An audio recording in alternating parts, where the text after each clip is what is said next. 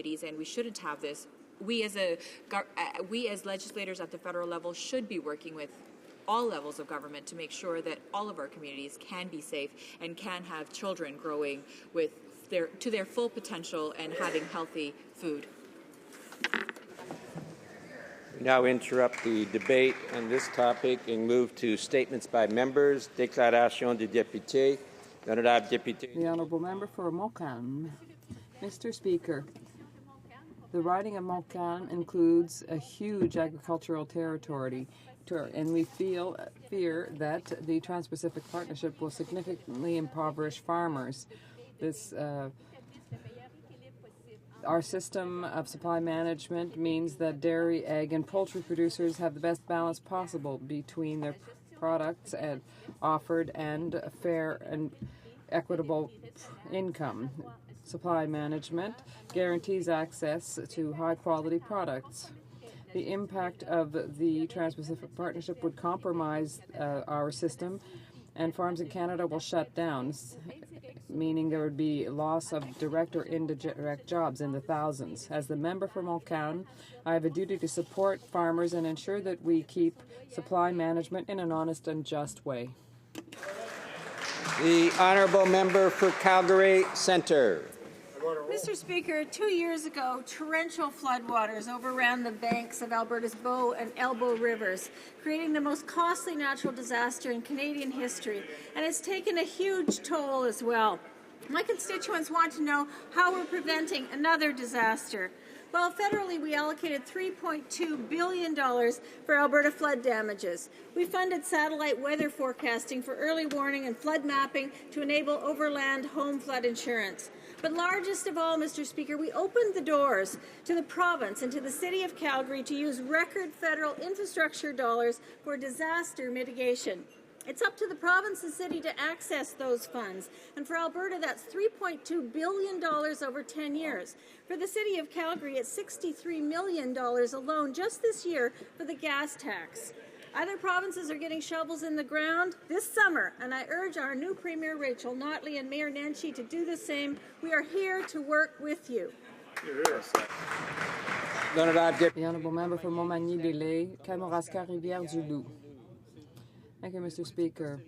Fiscal restraint is hard on both professionals and users of public services. In any case, they're mainly women who pay the price. It comes as no surprise that the Women's Global Charter for Humanity promotes principles of justice, solidarity, and equality. Through their work with the most vulnerable among us, hundreds of nonprofits relentlessly work to defend these fundamental principles. Obviously, most of the human resources and administrators of these organizations are women. In the riding I represent alone, dozens of organizations work for the collective good. They include ABC des Hauts-Plateaux, La Traversée, les Centres Femmes de Grand Portage. These women change the lives of an incalculable number of families and the most vulnerable individuals. In the fall of 2015, in this chamber, I hope there is a majority of elected people who know that we need partners such as yours. The world would be devoid of empathy without you, and I thank you for your deep conviction that the world should and must be a better place and for defending these values. Mr. Speaker, I'm pleased to rise today to congratulate and thank all the volunteers, participants, and organizers who supported the CF walks in Watson Lake and in Whitehorse this past weekend, and to highlight, of course, the great work done by Jen Roberts to support multiple sclerosis and to the participants, organizers, and volunteers of that walk. And, of course, to Cole Byers, a fundraising superstar. This young man has raised over $100,000 for juvenile diabetes research, and to the participants and organizers of the Walk for a Cure. That was wonderful. Congratulations to you as well, and thank you, Cole. And finally, Mr. Speaker, to my sister Becky Ashley and to my brother-in-law Andy, I'd like to wish you both a happy anniversary for your 10th anniversary. I hope Jared and oh my goodness. The other one. My God. Both of them have made you breakfast in bed. Happy anniversary. The member may have a period of time when he has to live that one down. The honourable member for Sydney, Victoria. Thank you, Mr. Speaker. The lobster season in Cape Breton is off to a good start. Each year this is kicked off in the fishing community of Alder Point with the blessing of the fleet. It gives me great pleasure to rise in this House today and recognise Mrs. Eunice McFarlane, who started the tradition 60 years ago and continues to do so today at the young age of 91. This past weekend I attended the Blessing of the Fleet. It was an event that allows the community to come together and wish well to the fishermen for a safe and prosperous season. They also honoured those who are no longer with us. The fleet was blessed by Father Peter MacLeod and Reverend Julio Martin. The communities also offered entertainment, fun with games for everyone. Thank you, Eunice, and all volunteers for your tireless dedication over the past 60 years to keep this event going strong. May all those who go on the water to bring our tasty catch to shore have a safe and bountiful season. The honourable member for Chatham-Kent, Essex. Mr. Speaker, this coming Sunday I will have the pleasure to help celebrate the 50th anniversary of the Leamington Mennonite Home and Apartments. A special service will be held at the Oak Street Mennonite Church in Leamington. The home was originally opened in 1965 by a group of Mennonite churches in the Essex County region and has grown from serving 40 individuals to now over 300 seniors per year. It is the only not-for-profit faith-based charitable home in the area and raises over $100,000 per year with the help of the community. The home provides exceptional services as well as financial aid to those who are in need and embraces all denominations and faiths. Over 200 volunteers work at the facility throughout the year, visiting with the elderly, taking seniors to appointments, walks, and special events. Mr. Speaker, I would like to take this opportunity to congratulate all those who have labored so hard over the past 50 years to make the Leamington Mennonite Home a wonderful place for seniors and for so many to enjoy. And those two names were... The Honourable Member Chambly-Bourgeois. Mr. Speaker, it's with tremendous pleasure that I rise to highlight the launch of the Women's World Cup of Soccer, which will take place in several cities from June 6th to July 5th.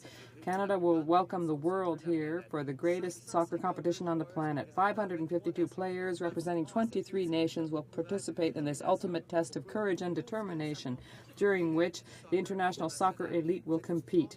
This World Cup represents a wonderful opportunity for all of us to see up close the performances of these accomplished athletes who will give their all for their sport and their country.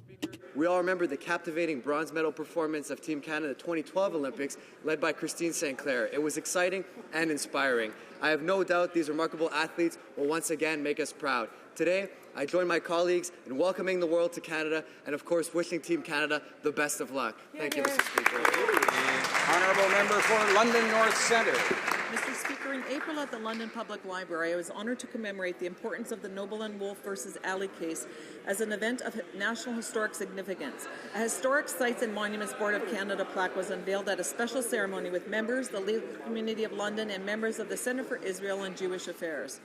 The Noble and Wolfe versus Alley case is an example of how Canadian courts made decisions that have contributed to building a country that values tolerance and respect. This decision was an important step in the broader struggle for human rights and against discrimination on racial and religious grounds in Canada. Our government is proud to commemorate the Noble and Wolfe versus Alley case as an event of national historic significance. This important ruling by Canada's Supreme Court was a milestone in the battle for human rights and against discrimination on racial and religious grounds in Canada. It should be remembered as a shining example of the contribution Canadian court decisions have made to ensure our country is the strong and diverse nation that it is today. Thank you. The honourable member for Nipissing-Temiskaming. Monsieur le Président. Mr. Speaker, I have the pleasure of rising today. As you're aware, Canada is celebrating 400 years of Francophone presence in the province of Ontario. In fact, Mr. Speaker, the famous explorer Samuel de Champlain traveled the Mattawa River, which runs through my beautiful riding of Nipissing-Temiskaming, as he crossed Ontario. The community of Astorview in my riding has been working hard in preparation for the celebrations. This September, Astorville-en-Fin will celebrate 400 years of Francophone culture as well as their 130th anniversary. There will be a fair, grand concert, a French-Canadian gourmet dinner, a parade, dances, and much more. I congratulate the hard-working organizers of the event and invite Canadians across this land to come at a Célébration Francophone extraordinaire. to an extraordinary Francophone celebration. Thank you, Mr. Speaker. The honourable member for Vancouver Kingsway. Mr. Speaker, Vancouverites have witnessed something remarkable in recent weeks. A community-led campaign known as Don't Have 1 Million has vividly raised the profile of Vancouver's affordable housing crisis. Founded by Eveline Zia, a young professional Vancouverite, this movement is an inspiring example of young folks standing up for the future livability of their community and their city. Recent data paints a grim picture. Average family-sized townhouses cost $1 million. Rental units are not being built fast enough. Half of renters in BC pay more than they can afford to house themselves, and young Vancouverites are leaving the city for good. To quote Ms. Zia, at a pace that defies reason and the local economy, the dream of affordable home ownership and rental housing is slipping away from too many of us. For young workers like me, or even families with two good incomes, we work hard, but our dreams of a modest home will never materialize in this city. It's time for all governments to listen to the call raised by Ms. Zia and countless others. It's time for a national housing strategy that provides appropriate, affordable, and secure homes for everyone. Hear, hear. Honourable member for Fort McMurray, Athabasca. Mr. Speaker, the leader of the Liberal Party has made it abundantly clear. While this side of the House will be about keeping taxes low and money back in the pockets of hardworking Canadians, the other side of the House wants to dramatically raise taxes on all Canadians by bringing in a mandatory expansion of the Canadian pension plan. Mr. Speaker, he is basically saying he supports a payroll tax hike that would cost someone earning $60,000, $1,000 in take-home pay. Mr. Speaker, a family in Fort McMurray, Athabasca, with a combined income of $120,000 under the Liberal Party plan will cost that family $2,000. This is unacceptable, and we will never let this happen. Member for Dartmouth Cole Harbour. Mr. Speaker, Maureen Vine was a remarkable woman. The epitome of a great citizen, she blazed a trail as an active and caring spouse, mother, grandmother, great-grandmother, and as a strong feminist. Member of Voice of Women for Peace and the Raging Grannies, she was incredibly passionate about her community and worked tirelessly for peace, social justice, women's rights, and the environment. Maureen received the Queen's Jubilee Medal, but the best reflection of her impact is in the words of those who knew her. Maureen is a legend, said one person. Maureen was a role model who made a huge difference in our community, said another. Someone else described Maureen as a champion of real people, helping create and maintain the kind of Canada that I believe in. As her daughter Jocelyn put it, she really is a force of nature. My deepest condolences to her family and her legion of friends. We love you, Maureen, and we will miss you. The honourable member for Peace River. Thank you, Mr. Speaker. Canadians want more money in their pocket, not less money in their pockets. Businesses are warning that the Liberal leader's new proposed tax hike could have a devastating effect on jobs, but killing those jobs and squandering economic growth here in Canada. His plan would require that individuals making just $60,000 a year would have to pay an additional $1,000 in taxes. What a shame. Mr. Speaker, Canadians didn't ask for that. They don't accept it, and they will never accept it, Mr. Speaker. The Liberal leader should stop his assault on the middle class. Honourable member for Scarborough-Guildwood. Mr. Speaker, this weekend the Prime Minister will be attending the G7 summit in Germany. He will be pressed by President Obama, Chancellor Merkel, Prime Minister Cameron, and others to be serious about climate change. He knows, as does the rest of the world, that this pledge to cut 30% by 2030 is nothing more than a press release masquerading as a plan. Having done nothing in the last 10 years, he expects to waltz into the most important meeting in the world and bully and bluster his way through the agenda. He will fool no one. Once again, Canada's reputation will be trashed. Once again, the Prime Minister will resist any serious commitment to reducing GHGs. Once again, he will assiduously work to water down any of the leaders' communique. The G7 leaders know that this plan is both delusional and deceptive. The G7 is not a group for delusions and deceptions. Thank you. The honourable member for Calgary Northeast. Mr. Speaker, We all know that the genocidal death cult ISIS has declared war on Canada and specifically called for attacks on Canadians. Instead of addressing ISIS as the cause of their suffering, the leader of the Liberal Party wants to send blankets to their victims. Oh, my goodness. Mr. Speaker, this problem will not go away if we simply sit on the sidelines. You're right, brother. On behalf of my constituents of Calgary Northeast, I want to say thank you to the men and women of the Canadian Armed Forces. Hear, hear. Just yesterday, 2 CF-18 Hornets successfully struck an ISIS fighting position south of Haditha in Iraq. Good news. On Tuesday, 2 other CF-18 Hornets struck 2 ISIS fight positions near Mosul. That's great. Mr. Speaker, these strikes are part of our continued mission to degrade ISIS until they no longer represent a threat to Canada. Right. Thank you. The Honourable Member for Berthier-Masquinongé. Mr. Speaker, farmers in Quebec and from across the country are very worried, and with reason. Behind closed doors, with no transparency, the Conservatives are bargaining away the economic future and livelihood of thousands of families.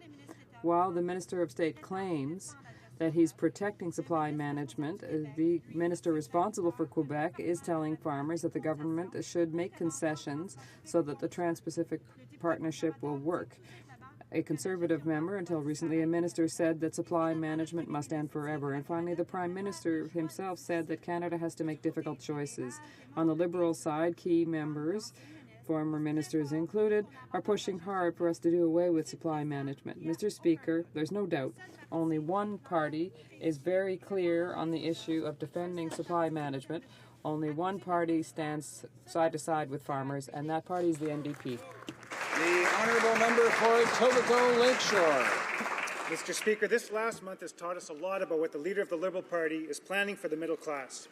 On top of all his other high tax and high debt measures, he wants to bring in a mandatory expansion of the CPP of the type that Kathleen Wynne put forward in Ontario. What's the matter with Someone earning $60,000 a year would lose $1,000 a year in take-home pay because of the Liberal leader's plan. He's not ready. Employers would also face mandatory increases in their costs, leading to reduced investment and jobs for Canadians. Mr. Speaker, the role of Prime Minister is not an entry-level job, and the leader of the Liberal Party has proven time and time again with his proposed schemes that he's not up to the task. Under our Prime Minister, Canadians keep more money in their pockets to spend on their priorities. Thank you, Mr. Speaker. Oral questions. Question oral. The Honourable Member for Burnaby, Westminster. Thank you, Mr. Speaker. The Senate is dysfunctional and must be reformed. Who said that? Not a member of the official opposition, but a good friend of the Conservative Party, the former Prime Minister of Canada, Brian Mulroney. The Prime Minister had, however, promised to reform the Senate, but it didn't do so. He didn't do so. Why isn't the Prime Minister doing anything to clean up the Senate? Honourable Parliament Secretary to the Prime Minister. Thank you very much, Mr. Speaker. Mr. Speaker, as you know, of course, this government brought forward a number of potential reforms to the Senate. Of course, those were looked at by the Supreme Court of Canada, that in its wisdom decided that the only way the court could be, or the Senate could be reformed would be under unanimous decision of all provinces and territories, Mr. Speaker. At the same time, we know that the Senate has brought some proactive changes in to ensure better accountability, Mr. Speaker, and we look forward to that continuing in the Senate. Honourable Member for Burnaby, New Westminster. Once upon a time, the Conservatives promised they would reform the Senate. The Prime Minister vowed he would never appoint a single senator. Well, he's appointed 59 senators, Mr. Speaker. He didn't enact any reform, and the entire PMO is embroiled in the biggest Senate scandal in Canadian history. Now, last night, former Prime Minister Brian Mulroney said the Senate has become a dysfunctional chamber and has fallen into disrepute. When will the Conservatives take responsibility for the Senate mess they created? The Honourable Parliament Secretary to the Prime Minister. Well, of course, Mr. Speaker, there is something called the Constitution, Mr. Speaker. And, of course, we are the party that brought in, of course, a number of recommendations to reform the Senate, Mr. Speaker. As you will recall, Mr. Speaker, we actually want to see the senators elected. Mr. Speaker, we want to bring in term limits. On both of those, Mr. Speaker, the NDP said that they would not support those changes, Mr. Speaker. Now, of course, we brought that forward to the Supreme Court. In their wisdom, the court has decided that the only way the Senate can be changed is through unanimous consent of all provinces and territories. We're focused on the economy, Mr. Speaker. We're not going to be getting into long, protracted constitutional negotiations. We'll continue to focus on jobs and economic growth. Honourable member for Burnaby New Westminster. Mike Duffy is a Conservative senator, and he's on trial in court for fraud, breach of trust, and bribery. Now, the Prime Minister won't answer questions about how his office faked residency eligibility and altered official audits. What a cover-up. Now, old school parties, with their old school party operatives, are doing partisan work on the public payroll in the upper chamber. The Prime Minister's office has been involved at every step.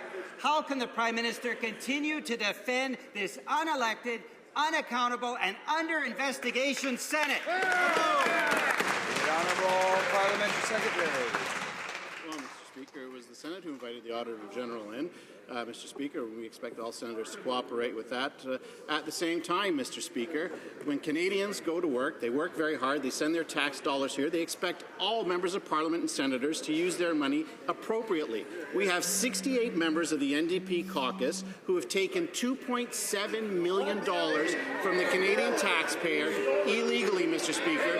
They refuse to pay it back, Mr. Speaker. The member for Scarborough Southwest was $140,000. Wow. I hope they do the right thing and pay the taxpayer back. Wow. Honourable member for Churchill. Mr. Speaker, we have heard thousands of Indian residential school survivors clearly call for reconciliation and action to put an end to the intergenerational impact of the residential schools. One thing they're asking for is a public inquiry on missing and murdered women. But instead, the minister has decided to show his lack of sensitivity and respect for these women. Why is the minister refusing to take action? The Honourable Minister of Labour. Mr. Speaker, and last I checked, I am female myself. And Mr. Speaker, these are terrible crimes against innocent people. And as I've said many times in this House, the RCMP have conducted their own study, and the vast majorities of these cases have been addressed and solved. Now, what we don't need is yet another study. We have 40 of those. What we do need is action. And what this government has been focused on is making sure that we take action, whether it be matrimonial property rights or safety plans, other initiatives to protect women. We encourage the opposition to follow suit. The Honourable Member for Churchill. Justice Murray Sinclair asked for a public national inquiry, and that is the road to reconciliation. When will this government take place? Closing events of the TRC, Justice Murray Sinclair reminded Canadians that reconciliation requires a political response, and it must be done in partnership. Yesterday, survivors of the federally run day schools had their class action lawsuit approved. These survivors survived abuse, they lost their languages and their culture. The question is, will this government work with them to negotiate an agreement rather than continue to fight them in court? Honourable Parliamentary Secretary to the Minister of Aboriginal Affairs. Well, thank you very much, Mr. Speaker, and of course we thank the Truth and Reconciliation Commission and the Chief Justice Sinclair for his recommendations and for his work. Our government remains committed to addressing the legacy of Indian residential schools and moving towards reconciliation. It was this Prime Minister that moved forward with a historic apology in the House of Commons on behalf of all Canadians. Mr. Speaker, individuals who attended the identified schools as day students were eligible for compensation under the independent assessment process of the Indian Residential School Settlement Agreement if they suffered sexual or serious physical abuse. We will review this court decision before determining the next steps. Honourable Member for St. Paul's. After a painful 6-year journey, the Truth and Reconciliation Commission has released its findings. We now know the truth. Justice Sinclair said meaningful reconciliation will require deliberate, thoughtful, and sustained action. Will the Prime Minister begin that action by confirming that this dark chapter in Canadian history was indeed a cultural genocide, and will he immediately begin work with the survivors, Aboriginal leaders, and the premiers to implement all recommendations of the TRC? Parliament Secretary to the Minister of Aboriginal Affairs.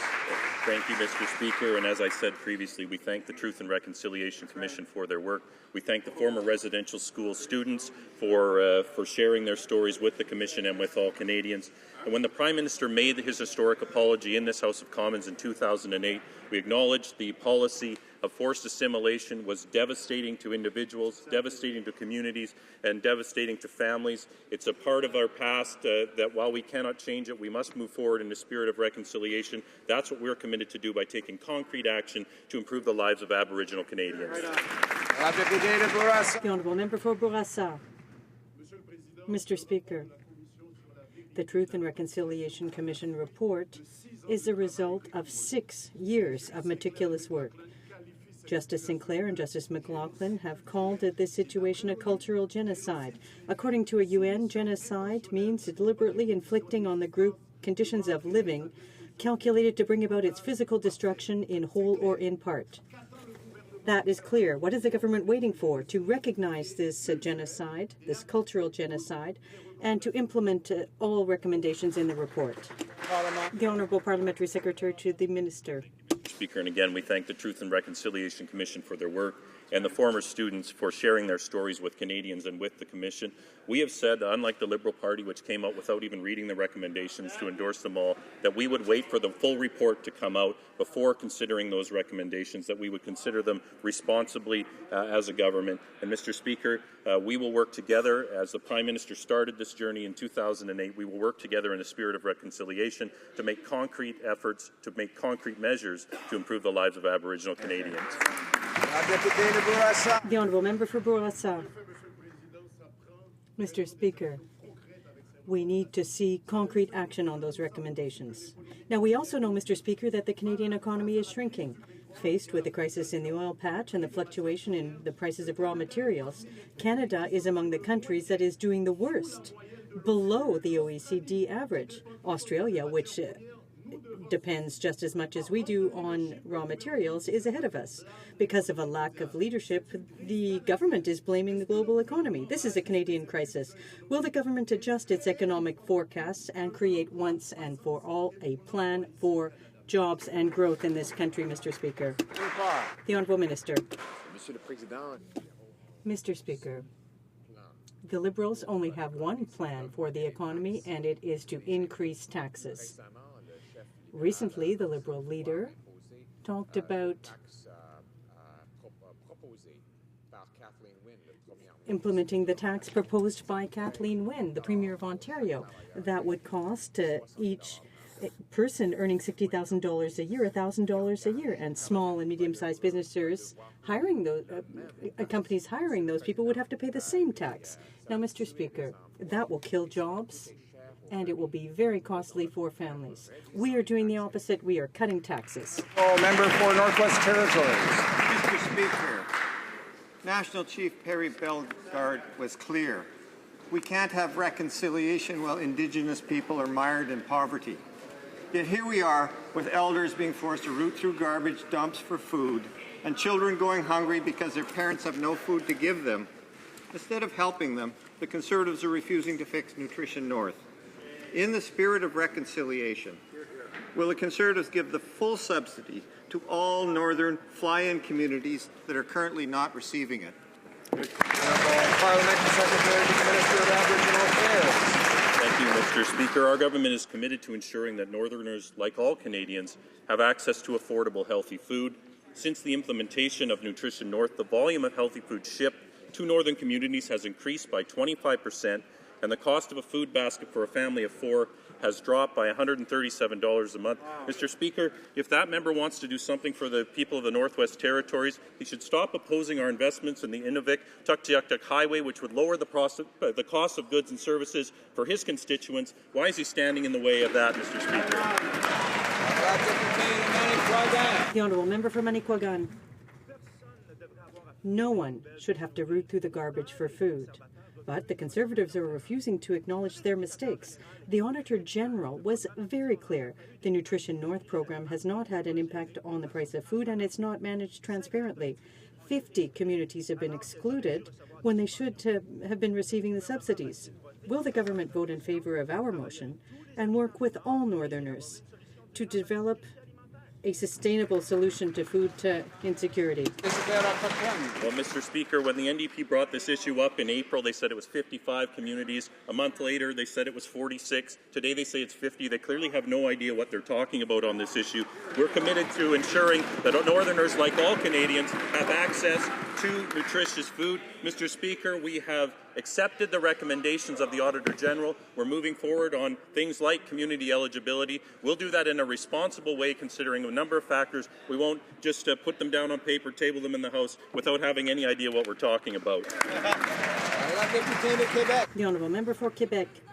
Mr. Speaker, after having voted in favour of an NDP motion to put an end to the unfair fees to pay imposed by banks, the Conservatives are still refusing to implement legislative measures to put an end to these practices. Yesterday, they blocked our proposal to amend the budget, and this morning, they refused, once again, to give consent to include the measure in the budget.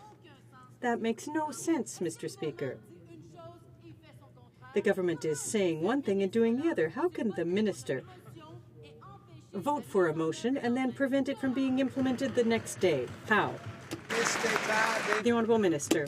Mr. Speaker, our government understands the concerns of Canadians who feel they are being nickel and dimed by bank fees, which is why we've already obtained the commitment from banks to ban pay-to-pay. Mr. Speaker, we've already introduced tough measures to protect Canadians, implementing low-cost bank accounts and expanding no-cost banking options for more than 7 million Canadians. Shamefully, the Liberals and the NDP vote against all those measures. They vote against measures to protect Canadians and consumers. They want to raise taxes on Canadians, Mr. Speaker. Contrast that with our lowering taxes. The Honourable Member for Davenport.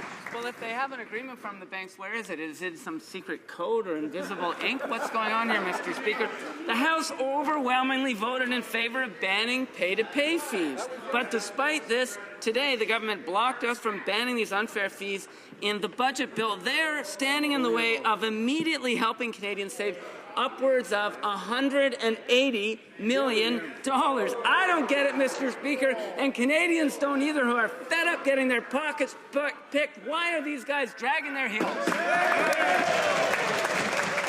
Honourable Minister of State. Mr. Speaker, obviously he doesn't get it. He votes against consumers every time. Mr. Speaker, again, we're the only government that is consistently standing up for consumers by lowering taxes and putting money back into their pockets. Unlike the Liberals and the NDP that would raise taxes on the middle-class consumers, our government has reduced taxes for middle-class Canadians. Our government has taken action to improve low-cost bank accounts and expand no-cost bank options for more than 7 million Canadians. We introduced the Debit and Credit Card Code of Conduct. Shamefully, Mr. Speaker, the NDP voted against it. Member for Newton North Delta. While Conservatives say yes for votes, they then go on to block action that could save Canadians millions of dollars in fees. Right. Mr. Speaker, yesterday a Conservative MP warned that over 200,000 Canadian families were at risk of missing the deadline for the universal childcare benefit extension. Families that miss the deadline will have to wait another 4 months to receive their benefit. Talk about a bait and switch, Mr. Speaker. Can the minister now tell us exactly how many families missed the government's deadline? Honourable Minister of Employment and Social Development. We recently brought forward the Family Tax Cut and Benefits. This is a Prime Minister's initiative to put more money in the pockets of moms and dads. We increased the universal child care benefit to $2,000 a year for kids under 6 and almost $720 per year for kids 6 through 17. Now, a lot of families were unaware of this because this is the first time that every single family with kids under the age of 18 was eligible to receive support from the federal government. So I've been reaching out, I've been traveling across the country. I've even produced some popular YouTube videos in order to inform Canadians of these benefits, and we'll keep doing all of those things. Deputy Hochelaga. Honourable Member for Hochelaga. Order. The Conservatives are boasting about their new universal child benefit, except that they're preventing 200,000 families from receiving it. 200,000 families are not receiving it, and they're struggling to make ends meet at the end of the month. They would do well without having to fill out additional forms. Well, we wait to put in place the NDP affordable child care program. Can we at least make sure that all families have access to this assistance as promised? The Honourable Minister. Yes, Mr. Speaker, for the first time in the history of Canada, there is a federal program that provides assistance to all parents, regardless of their income, regardless of their choice for childcare for their children. We have increased this benefit for up to $2,000 for children under 6 and $720 for children aged 7 to 17. We are working for parents, Mr. Speaker. The NDP should start helping us to make their own constituents aware of these advantages so that all parents can benefit from it. David Rimouski. The Honourable Member for Rimouski-Nejet-Témiscouata-Lévis. Mr. Speaker, it's high time for the Conservatives to look at their record. The economy is not going well. Economic growth has declined since the start of the year. The OECD has just downgraded its forecast for Canada. 2 out of every 5 unemployed people have stopped looking for work because they don't have confidence they'll even find a job. The Conservatives should adopt measures. Will they adopt measures to help people find a job instead of simply helping their well-off friends? The Honourable Minister.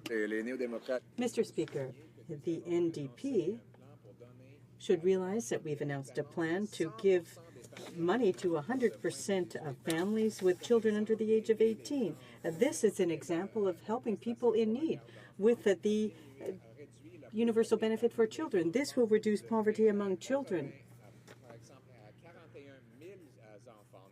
For 41,000 children, Mr. Speaker, and we are continuing to increase these benefits. But the NDP just has one plan for the economy. It's to increase taxes on families and companies, Mr. Speaker. That will kill jobs, and that will not help families. Parkdale High Park. Well, Mr. Speaker, Conservative mismanagement has driven the Canadian economy to the brink of a recession. GDP actually shrank so far this year, and private sector economists are saying this year will be even worse than expected. Canadians are feeling the effects, with 1.3 million unemployed and job losses mounting in many sectors. Things have gotten so bad that 2 in 5 unemployed Canadians may have actually given up looking for work. Why are the Conservatives ignoring unemployed Canadians while giving billions away to the wealthy few? The Honourable Minister of Employment and Social Development. Mr. Speaker, the NDP and Liberals have one plan for the economy. That is to raise taxes. They both now support Kathleen Wynne's Liberal plan to impose a $1,000 payroll tax on every worker who earns $60,000 a year. And the small business that employs that worker will also have to pay $1,000, Mr. Speaker. That will kill jobs and destabilize our economy. Our low tax plan is working. We've created 1.2 million net new jobs, 80% full-time, 2/3 in high-wage sectors. And, Mr. Speaker, just this week, Stats Canada indicated that Canadians in every income bracket have seen their net worth dramatically rise, including a 38% increase in the net worth of Canadians in the lowest end at 20%. The Honourable Member for Parkdale High Park. Well, actually, Mr. Speaker, the Conservatives ran a deficit to pay for tax breaks for the rich. That's their record. Mr. Speaker, after a decade of Conservative government, the Canadian economy is sputtering, and families are working harder and falling further behind. We're now trailing behind the United States in job creation with higher levels of unemployment. BMO's chief economist says we're on track for the slowest growth outside of a recession in more than 3 decades. Whoa. So will the Conservatives wait till a recession overtakes us before taking any action to boost growth and create jobs? The Honourable Minister of Employment and Social Development. Mr. Speaker, in this fragile global economy, The last thing we need is a tax increase, but that's exactly what the Liberals and the NDP propose. They want a new $1,000 payroll tax on every worker earning $60,000 a year, and small businesses would be forced to pay that same $1,000. That would kill jobs, according to the Canadian Federation of Independent Business. Our low tax plan has created 1.2 million net new jobs, and Mr. Speaker, this week Stats Canada confirmed that Canadians are enjoying higher net worth than ever before. The honourable member for Markham Unionville. Mr. Speaker, economists hardly ever predict recessions. But when, as is the case today, they downgrade their GDP forecast to a miserable 1.5%, that's economists' shorthand that recession and deficits may well be looming. Right. When the facts change, responsible governments change their policies. Yep. So will the government confront this new reality, bring in a new fiscal update before this session ends, and most important, come up with a real plan for jobs and growth? Good idea. The Honourable Minister of Employment. Mr. Speaker, the Liberals want the government to bring in Kathleen Wynne's new payroll tax. That would be the only new plan that they put forward. They want the average worker who earns $60,000 a year to pay a brand new $1,000 tax, and the employer would be forced to match it. That would force a lot of employers to cut wages and lay people off. We're going to do the opposite. We've cut taxes for every Canadian. We just brought in the family tax cut and benefits, which helps 100% of households with kids. Mr. Speaker, we're putting money directly in the pockets of Canadians. The honourable member for Cape Breton-Canso. Mr. Speaker, Canadians want a government that respects their tax dollars but also respects the public service. This government is doing neither by making a joke of the collective bargaining process and refusing to provide any evidence that this will make employees healthier or save the taxpayer money.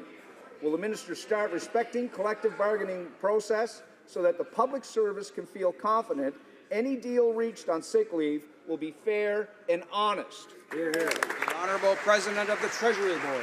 Well, I'd like to assure the honourable member that indeed we are continuing to bargain with the bargaining agents representing the public sector. But I would remind the honourable member, perhaps he's not aware of this, but the current system, which has 14.7 million banked sick days, in fact doesn't even help employees who have catastrophic illness early on in their career. 60% of federal public servant employees don't have enough sick days under the current system to help them when they need it most. We need a fair system for public servants and a fair system for taxpayers. Honourable member for Cape Breton-Canso. And he knows that the $900 million is phony. Talk about fair. He likes to talk about fair and reasonable. Is it fair and reasonable to trample on bargaining rights? Is it fair and reasonable just to prop up his $900 million phony budget application? Is it fair and reasonable to steal away from workers something that was negotiated at the bargaining table? Is it fair and reasonable to try to mislead this House and Canadians about the integrity and about the character of our public service? Mr. Speaker, we see nothing fair nor reasonable about the actions of this minister. Honourable President of the Treasury Board.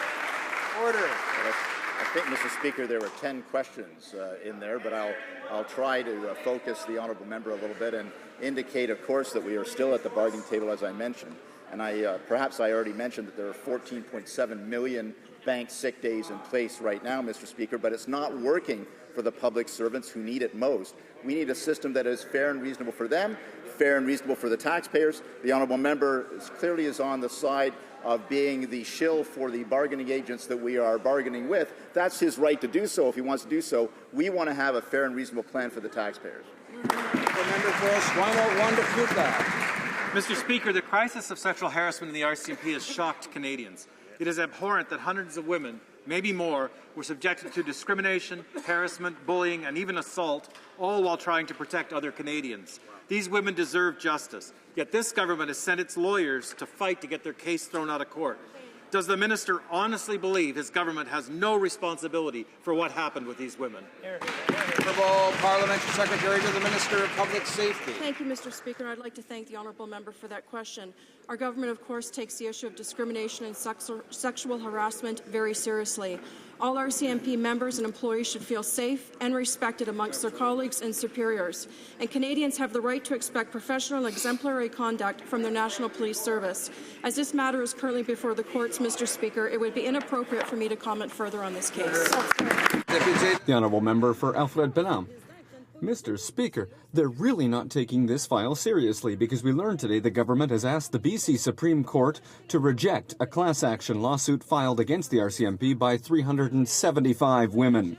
Instead of acting to fight violence, bullying and sexual harassment, the government would rather fight the women who are denouncing this unacceptable behaviour.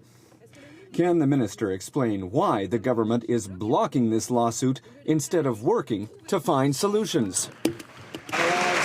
The Honourable Parliamentary Secretary to the Minister of Public Safety. Thank you, Mr. Speaker. It is imperative that all members of the RCMP be free to face the daily and expected challenges of a day's work without harassment and without fear of mistreatment by co-workers and their superiors. Mr. Speaker, as I just said, this matter is before the courts, and it would be inappropriate for me to comment further on this case. The Honourable Member for Alfred Bellam. Mr. Speaker, today the Conservatives, through Bill C-59, announced that they want to collect biometric data on foreign visitors with visas from over 151 countries. And yet the Privacy Commissioner was clear. When the government collects that much information, special precautions are needed to protect privacy and prevent the theft of personal information. And especially when we know that the Conservatives have a disastrous record in this area. Will the Conservatives include additional measures to protect personal information? The Honourable Minister of Citizenship and Immigration. Mr. Speaker, we've consulted the Privacy Commissioner, we've accepted all of the recommendations, and these new measures will not apply to Canadians. Mr. Speaker, these are necessary measures to protect Canada against threats like terrorism, and we know very well that the NDP doesn't want to do anything about this, doesn't want to do anything to support our armed forces in Iraq and Syria. They don't want to do anything to revoke citizenship from convicted terrorists. They don't want to do anything to take away passports from terrorists or those who want to travel to Iraq and Syria for that purpose. Mr. Speaker, the NDP's record in this area is terrible.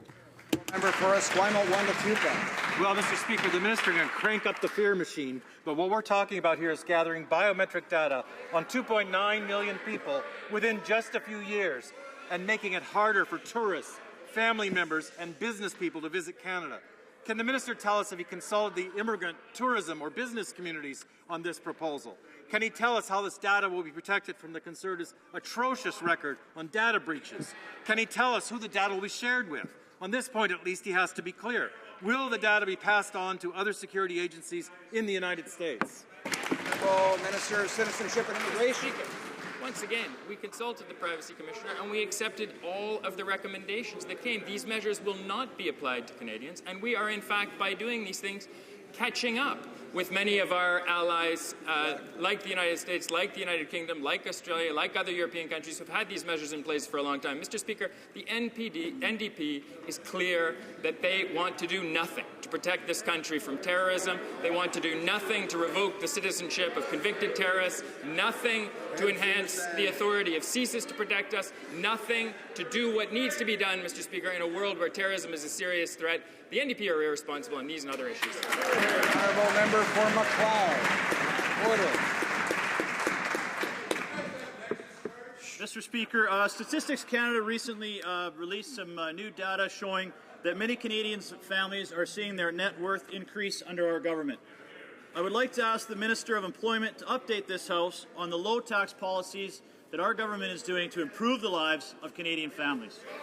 Honourable Minister of Employment and Social Development. Thank you, Mr. Speaker. While both the NDP and Liberals have announced they support Kathleen Wynne's plan to bring in a $1,000 payroll tax on the average worker in Canada, we've done exactly the opposite. Our low tax plan is not only creating jobs, it's raising the net worth of the average Canadian family. In fact, the bottom 20% of income earners have seen their net worth increase by 38% since 1999. overwhelming majority of our tax relief measures have gone directly into the pockets of modest and middle-income families. We're lifting people up by rewarding their hard work with low taxes. The honourable member for Gatineau. Mr. Speaker, the Federal Information Commissioner, Suzanne Legault, has already warned the government that retroactive amendments to the Access to Information Act, found in Bill C-59, are a dangerous precedent against Canada's quasi-constitutional right to information. However, this government has chosen to ignore her. This is a serious issue, and Ms. Legault has filed a preservation order in federal court to prevent the Conservatives from destroying data. Why has the government refused to listen to the Commissioner? The Honourable Parliamentary Secretary to the Minister of Public Safety. Thank you, Mr. Speaker. Firstly, we reject any claim that the RCMP did anything wrong by following the express will of this House, of Parliament, to destroy the data from the Long Gun Registry. Our Conservative government fulfilled its commitment to the Canadian public to end the wasteful and ineffective Long Gun Registry once and for all. And we will make no apologies to any member of the NDP for ensuring that the will of Parliament is followed. Hear, hear. The member for Timmins, James Bay. Speaker, the Information Commissioner is taking this government to court over their attempt to legalize the illegal destruction of documents that she's calling a perilous precedent. She says that it sets the stage for future cover-ups of government wrongdoing, including electoral fraud and scandal. Now, undermining independent officers of Parliament is nothing new for this government, but they're actually trying to retroactively fabricate the will of Parliament to aid in their latest cover-up. Why are they so hell-bent on creating a legislative black hole to send public information to disappear and die? The Honourable Parliamentary Secretary to the Minister of Public Safety. Thank you, Mr. Speaker. Again, we reject any claim that the RCMP did anything wrong by following the express will of Parliament. But it's interesting that the NDP continues to bring up this question because the NDP, if ever given a chance, would bring that Long Gun Registry back and everything else. The Honourable Member for Timmins, James Bay. Go ahead, Dave. What was that? That was the sputtering of a once mighty political machine that's just run out of gas. Speaking of which, we're learning now from media that key Liberal and Conservative senators who are handling the political fallout of the Auditor General's report are actually implicated in the scandal. This is unacceptable. The Prime Minister promised Canadians that he would bring reform. He failed. His own office is implicated in this scandal. What steps will this government take to reassure Canadians that justice will be done with that upper chamber and ensure that full transparency will be brought to this issue? The Honourable Parliamentary Secretary to the Prime Minister. Well, Mr. Speaker, as you know, it was the Senate that invited in the Auditor General to review their expenses, Mr. Speaker, and as we've said right from the beginning, we expect that all senators would cooperate and assist the Auditor General, Mr. Speaker, but at the same time, we know that the NDP owe $2.7 million to the Canadian taxpayers, Mr. Speaker. There are some 68 members of that caucus who will be spending their summer in the defendant's box at court trying to explain to Canadians why they refuse to pay back the $2.7 million that they owe them, Mr. Speaker. Mr. Speaker, the member for Scarborough Southwest owes $141,000. Wow. He's part of a... Order.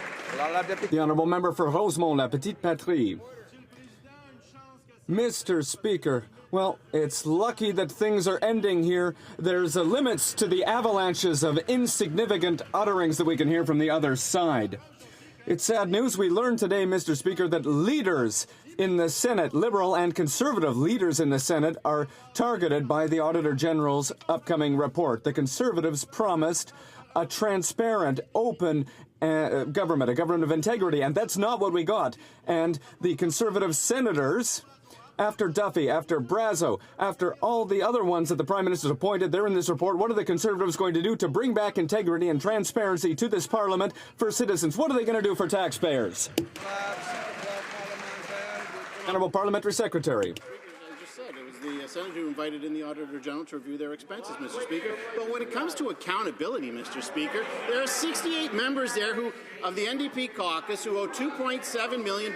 This member himself owes over $122,000 to the people of his riding, Mr. Speaker. He should pay it back. Instead of making those 29 checks out to the Quebec Separatist Party, Mr. Speaker, if he could redirect a few of those checks to the people of Canada to repay back the 122,000 euros, they would have... Order.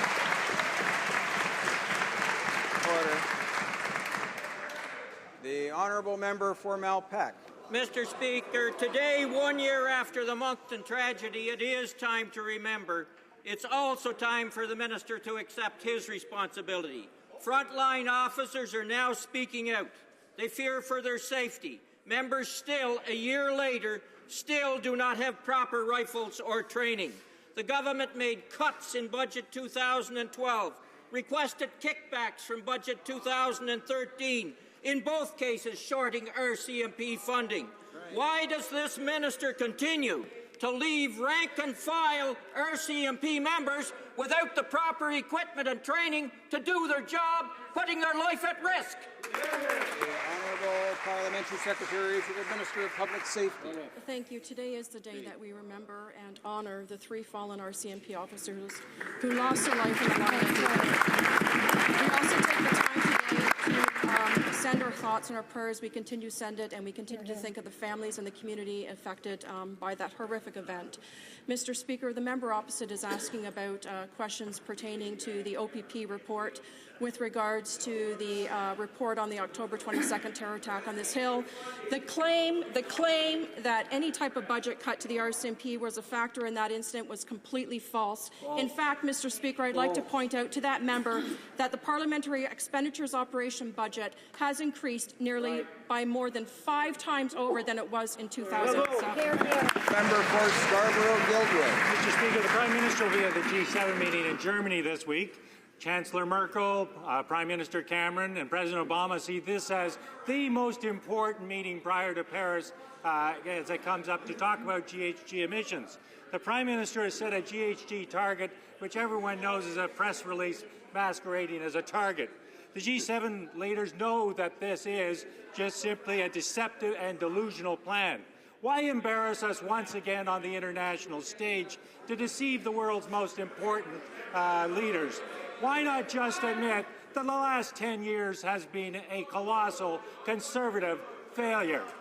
Honourable Minister of the Environment. Thank you, Mr. Speaker. Mr. Speaker, may I remind that member and that party their Kyoto Agreement was written on the back of a napkin.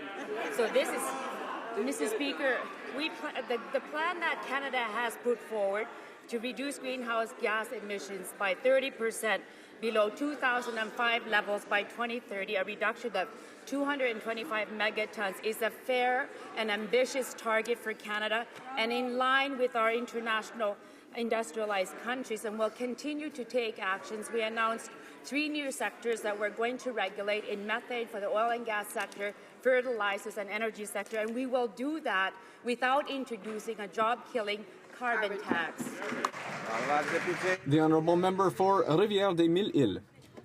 Mr. Speaker, farmers in my riding of Rivière-des-Mille-Îles aren't the only ones who depend on supply management. All farmers throughout Quebec and Canada have based their business models around that system. But members of the Conservative caucus don't seem to have a problem with the idea of dismantling it. Can the minister guarantee that the Conservative government won't touch supply management as it negotiates the Trans-Pacific Partnership? The Honourable Minister of Small Business. Mr. Speaker, since 2006, our government has signed free trade agreements with over 37 countries. And, Mr. Speaker, we have always protected the supply management system when we signed those agreements. And in the future, we will do exactly the same thing. We will continue to protect supply management and all the other industrial sectors because this agreement is important. It's access to over 800 million consumers, and producers and Canadian exporters will have access to those consumers without tariffs, without quotas. It's important that we sign this agreement, which will benefit all industrial sectors. The Honourable Member for Argenteuil-Papineau-Mirabel. Well, the minister can try to sound reassuring, but members of his own caucus are openly talking about dismantling supply management. We don't know what the minister's colleagues are telling him in caucus, nor do we know what's happening at the Trans-Pacific Partnership negotiating table. Farmers in Mirabel know that they can count on the NDP to protect supply management. Can they really count on this government? The Honourable Minister.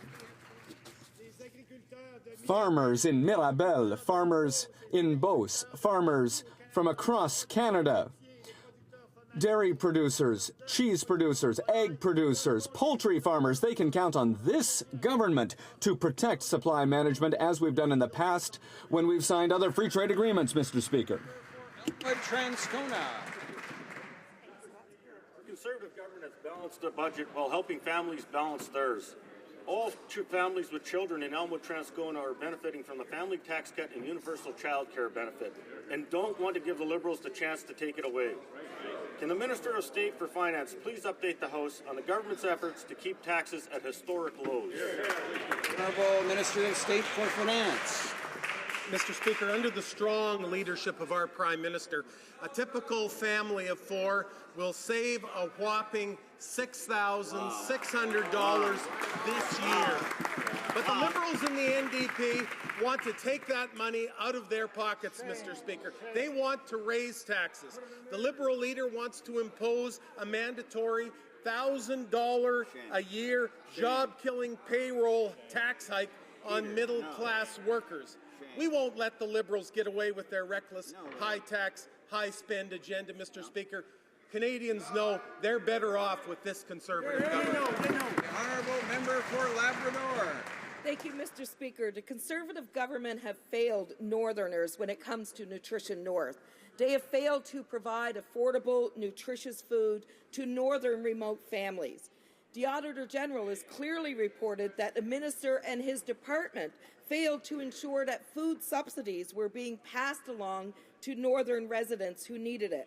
I asked the Minister, why have they taken no steps to fix this crisis, and why is food security in the North not a priority for Conservatives? That's right. Parliamentary Secretary to the Minister of Aboriginal Affairs. Well, Mr. Speaker, we have taken action. We have invested additional funds into Nutrition North Canada. We have accepted the Auditor General's recommendations. And, Mr. Speaker, we've changed the program from the old food mail program under the Liberal Party. We believe that nutritious, perishable foods that improve the health of Northerners should be what we are subsidizing. They believe in subsidizing snowmobile parts, tires, cans of Coke, and chips. Mr. Speaker, we're focusing on healthy foods for the North, and we're getting the job done. The Honourable Member for Pierrefonds-Dallaire. Mr. Speaker, the government's ban on issuing visas to citizens of Guinea, Liberia, and Sierra Leone during the Ebola crisis was roundly criticized when it was implemented. The World Health Organization has stated that this measure doesn't work and it doesn't halt the spread of the virus. The government lifted the ban for Liberia last month. When will it do the same for Guinea and Sierra Leone? The Honourable Minister of Citizenship and Immigration. Mr. Speaker, we have lifted the ban on visas for one of the countries affected by the Ebola crisis, following a declaration by the WHO that the crisis had ended in that country. We are waiting for similar results from the other countries before acting because we have committed to protecting Canadians, Mr. Speaker. Why does the Honourable Member and her party oppose, again, biometrics, taking passports away from terrorists, revoking citizenship from terrorists, to all the measures that we're doing to protect Canadians? Honourable Member for Wild Rose. Mr. Speaker, 2014 was a record year for the tourism industry in Canada, with many destinations showing growth. Overall, tourism revenues grew by 4.7%, reaching nearly $89 billion last year. It being Tourism Week in Canada, could the Minister of State for Small Business and Tourism please update this House on all of the recent initiatives that our government has undertaken to further grow this important industry? Secretary of State. First of all, I want to thank the member from Wild Rose for his question, but most importantly, for his leadership as the chair of the Parliamentary Tourism Caucus. Mr. Speaker, the Prime Minister announced an additional $30 million over 3 years to Destination Canada for them to be able to reach out more visitors from the United States. And Mr. Speaker, this funding will be matched by the provincial tourism organization, by the territorial organization, and also by the private sector. We will be able to reach more visitors from U.S. to come here to our country. The honourable member for Haute-Gaspésie-Lamitis-Matane, Matapedia.